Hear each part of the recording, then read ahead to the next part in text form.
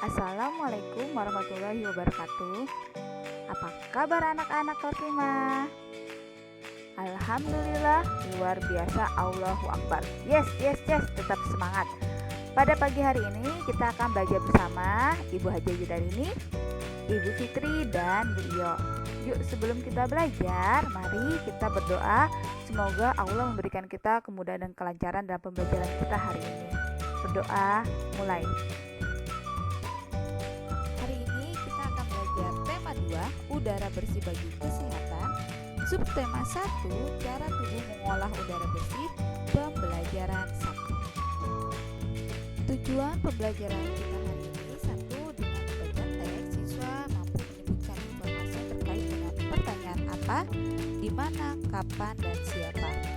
2. Dengan membuat peta pikiran, siswa mampu mempresentasikan informasi dari teks bacaan terkait dengan pertanyaan apa, di mana, kapan, dan siapa. 3. Dengan mencermati teks bacaan yang disajikan, siswa mampu menemukan informasi tentang organ-organ pernapasan hewan. 4. Dengan berdiskusi dan mencari informasi, siswa mampu membuat tabel organ pernapasan hewan. Perhatikan gambar berikut. Pada gambar tersebut, apa saja makhluk hidup yang ada pada gambar? Ya, betul. Makhluk hidup yang ada pada gambar ini ada manusia, ada ayam, ada bebek, ada angsa, kemudian ada itik, kambing, dan juga domba. Nah, makhluk-makhluk hidup tersebut memiliki persamaan, sama-sama memerlukan makanan, sama-sama bernafas, sama-sama tumbuh dan berkembang. Kemudian makhluk hidup tersebut juga memiliki beberapa perbedaan, yaitu ada yang memiliki perbedaan tempat tinggal, cara bergerak, cara berkembang biak, kemudian jenis makanannya juga berbeda-beda. Namun, semua makhluk hidup pasti akan membutuhkan oksigen. Bagaimana cara makhluk hidup mengambil oksigen? Yaitu dengan cara bernafas. Bernafas yaitu proses menghirup oksigen dan mengeluarkan karbon dioksida. Apa yang harus kita lakukan supaya ketersediaan oksigen ini tetap terjaga? Kita harus mampu menjaga lingkungan kita, terutama menjaga kelestarian tanaman. Kenapa dengan tanaman? Karena tanaman ini dia menghasilkan oksigen yang sangat berperan penting pada proses pernafasan makhluk hidup. Anak-anak, siapa yang tahu cara menemukan informasi yang penting pada teks bacaan? Informasi penting dari teks bacaan dapat kita peroleh dari jawaban pertanyaan yang menggunakan kata tanya apa, di mana, kapan, siapa, mengapa, dan bagaimana. Mari kita baca teks bacaan yang berjudul Dayu dan Ikan Hias. Dayu memelihara banyak ikan hias berjenis ikan mas koki. Ikan-ikan hias itu dipelihara dalam sebuah akuarium. Setiap hari Dayu memberi makan ikan-ikannya. Dayu juga rutin membersihkan akuarium, lalu mengganti airnya dengan air bersih. Kegiatan itu ia lakukan seminggu sekali. Dayu senang melihat ikan-ikan di dalam akuarium berenang ke sana kemari. Dayu memperhatikan saat mulut ikan-ikan itu terbuka dan menutup, seolah-olah ikan-ikan itu selalu menelan air. Dayu bertanya-tanya apa yang dilakukan ikan-ikan itu. Setelah kalian membaca teks yang berjudul Dayu dan Ikan Hias, nah tugas kalian silahkan kalian perhatikan peta pikiran berikut ini. Jawablah pertanyaan yang ada dalam setiap kotak. Nah, kalian salin ya di buku BDR kalian. Pernapasan pada hewan. Seperti halnya manusia, hewan juga bernafas untuk mengambil oksigen dan membuang karbon dioksida. Namun, sistem pernapasan pada hewan berbeda dari manusia. Bahkan, sistem pernapasan pada hewan pun berbeda-beda sesuai dengan jenisnya. Berikut sistem pernapasan pada beberapa jenis hewan. Sistem pernapasan pada hewan yang pertama yaitu cacing tanah bernafas melalui permukaan kulit. 2. Serangga bernafas dengan trakea. Ikan bernafas dengan insang. 4. Katak bernafas pada saat kecebong. Katak ini bernafas dengan menggunakan insang. Sedangkan pada saat katak sudah dewasa, katak bernafas dengan menggunakan paru-paru dan permukaan kulit. Yang kelima yaitu reptil sejenis ular, kemudian kadal, komodo, buaya, cicak. Ini bernafas dengan menggunakan paru-paru. Kemudian 6. Buaves yaitu bangsa unggas, yang di sini contohnya adalah burung bernafas dengan paru-paru yang dibantu oleh pundi-pundi udara. Dan yang terakhir 7. Mamalia, ini bernafas dengan menggunakan paru-paru. Sistem pernafasan pada cacing. Cacing tidak mempunyai alat pernafasan khusus. Cacing bernafas melalui permukaan kulit. Kulit cacing selalu basah dan berlendir untuk memudahkan menyerap oksigen dari udara. Oleh karena itu, cacing menyukai tempat lembab untuk menjaga supaya kulit tubuhnya selalu basah dan berlendir. Di bawah permukaan kulit cacing yang tipis terdapat pembuluh udara. Saat udara masuk melalui kulit, oksigen diikat oleh darah. Pada darah cacing terkandung hemoglobin sehingga mampu mengikat oksigen. Oksigen yang diikat oleh hemoglobin lalu diedarkan ke seluruh tubuh. Dan sisa pembakarannya yang berupa karbon dioksida dan uap air akan dikeluarkan dari tubuh juga melalui permukaan kulit. Sistem pernafasan pada serangga. Seperti hewan lain, serangga bernafas dengan menghisap oksigen dan melepaskan karbon dioksida. Namun, alat pernafasan serangga berbeda dengan hewan lain. Alat pernapasan serangga berupa trakea, yaitu sistem tabung yang memiliki banyak percabangan di dalam tubuh. Percabangan trakea disebut trakeola. Trakea mengedarkan oksigen langsung ke semua sel tubuh dan organ, serta menyerap karbon dioksida dari semua sel tubuh untuk dibuang. Udara memasuki trakea melalui pori-pori kecil di permukaan tubuh serangga yang disebut spirakel.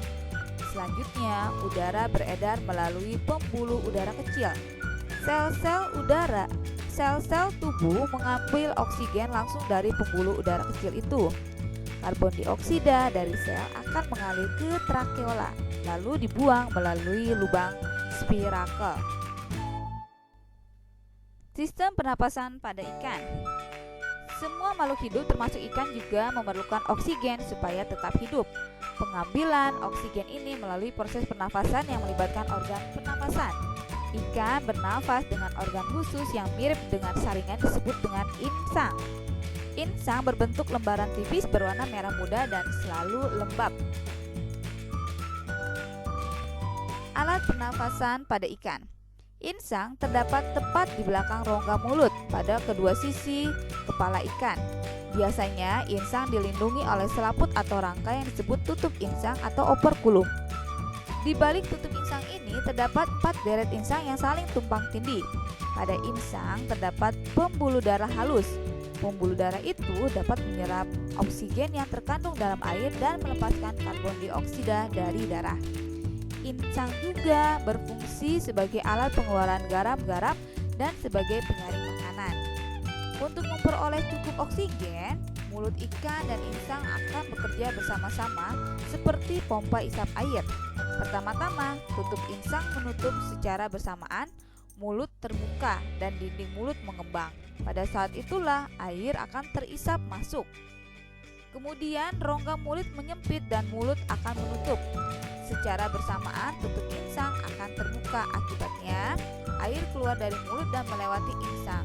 Saat itulah oksigen yang di dalam air akan terserap dan karbon dioksida akan dilepaskan atau dikeluarkan ke luar tubuh ikan. Sistem pernapasan pada katak. Katak termasuk hewan amfibi, yaitu hewan yang hidup di dua alam, di darat dan juga di air. Saat masih berupa kecebong, katak hidup di dalam air dan bernafas menggunakan insang. Insang kecebong terletak di luar tubuhnya dan terdiri atas lembaran-lembaran kulit halus yang mengandung kapiler darah. Setelah berumur 9 hari, kecebong bernafas menggunakan insang dalam. Insang dalam akan menyusut seiring mulai berfungsinya paru-paru dan katak muda pun tumbuh menjadi katak dewasa. Katak dewasa bernafas menggunakan paru-paru dan permukaan kulit. Di dalam paru-paru terdapat banyak gelembung udara yang sangat kecil, berselaput dan penuh dengan kapiler darah.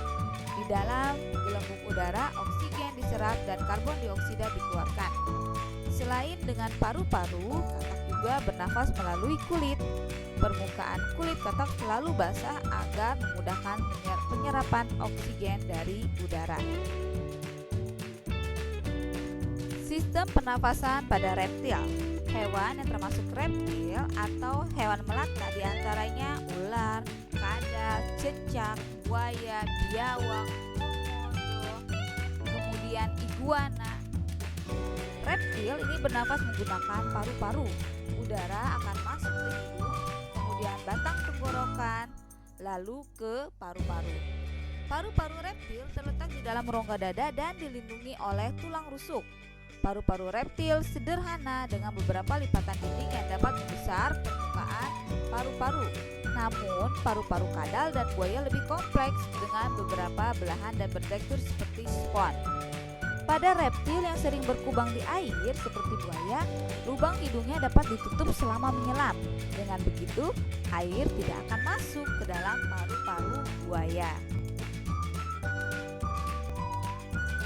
Sistem pernapasan pada burung. Burung bernafas dengan sepasang paru-paru yang terletak di dalam rongga dada. Udara yang mengandung oksigen masuk melalui lubang hidung pada pangkal paru sebelah atas, kemudian masuk ke pembuluh udara yang disebut dengan trakea. Dari trakea, udara sebagian masuk ke paru-paru dan sebagian lagi masuk ke kantung udara. Burung menghirup udara sebanyak-banyaknya saat tidak terbang. Sebaliknya, saat terbang, burung tidak menghirup udara. Udara dihembuskan dari kantung udara ke paru-paru. Kantung udara pada burung berfungsi sebagai tempat menyimpan udara, membantu burung saat terbang, mencegah hilangnya panas tubuh yang terlalu besar, dan memperkeras suara. Mamalia merupakan jenis hewan yang menyusui anaknya. Ada dua jenis mamalia, yaitu mamalia darat dan mamalia air. Mamalia darat misalnya kambing, sapi, kerbau, kuda, kelelawar, kucing, tikus, dan sebagainya. Sedangkan mamalia air misalnya paus, duyung, dan lumba-lumba. Alat pernapasan mamalia darat terdiri atas hidung, pangkal tenggorokan, batang tenggorokan, dan paru-paru.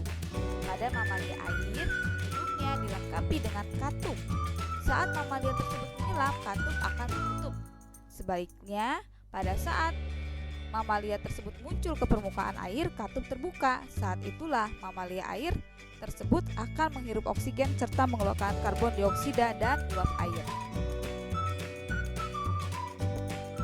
Nah, anak-anak, berdasarkan pemaparan materi tentang alat pernafasan pada hewan, tugas kalian silakan kalian buat tabel berikut ini. Kemudian tuliskan ya nama hewan dan organ pernafasannya. Contohnya satu ya, cacing tanah. Organ pernafasannya yaitu permukaan kulit. Silakan ditulis di buku BDR kalian.